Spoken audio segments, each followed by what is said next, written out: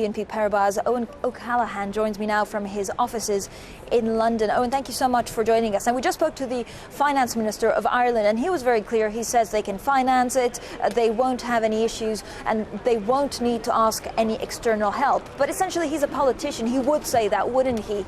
Are they going to be in trouble? Will they need outside help? Well, there are clearly risks involved. It comes down to really whether the market will fund Ireland.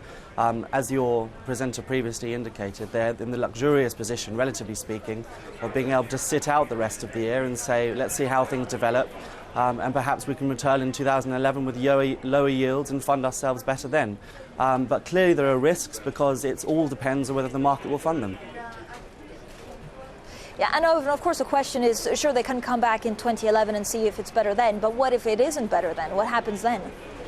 Well, I mean, we can talk about worst case scenarios, but as I said, these are risks. The risk is if they cannot fund themselves, then there's a very clear mechanism in place, which is that the European Commission would be able to step in and provide support to it so that it can step out of the market for a much longer period.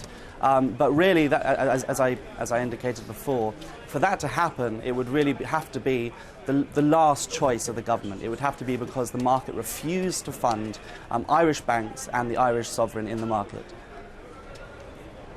So we are talking about the worst case scenario, but why would this worst case scenario happen? Do we need a double dip recession in Europe for that to happen, or could it be caused by another factor? Well, there's again, it's what the market's sensitive to. I think if you look at what the market's sensitive to in the bond market, they're sensitive to wanting to see some progress made economically to suggest that growth will help the government stabilise their debt to GDP ratio. They're also, they would like to see, I imagine, the bond markets, the government be able to put a complete cap on the losses of the banking system.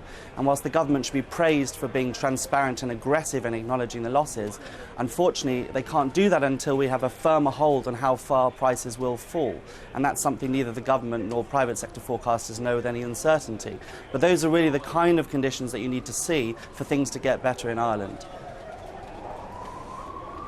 Owen, when can the Irish government actually put all of this behind it and focus on fostering growth in Ireland? Are we talking 1-2 years down the line? Is it going to take a shorter time or a longer time?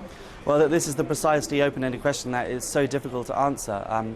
The reason why house prices and commercial property prices in part are still falling is because you have evidence of a deflationary spiral in Ireland, whereby because prices and wages are adjusting downwards, which is all part of the story of getting Ireland competitive, unfortunately the fallout is that prolongs the adjustment to the housing market and prolongs the fallout on the banks themselves, and so we see negative headlines like we've seen today. Getting the banks fixed and getting out of that spiral is completely fundamental to getting onto the road to recovery. We also heard from the Finance Minister saying that actually he's going to review the 2011 budget. Where do you believe the cuts can come from? He wouldn't be drawn into this. Sure, I mean, he'll want to take a look, and because they had originally earmarked about $3 billion of cuts, one of which would come from capital expenditure. Now, given that its growth forecasts of 5% plus nominal growth next year look optimistic, they're going to have to announce more than the $3 billion that they'd earmarked for December.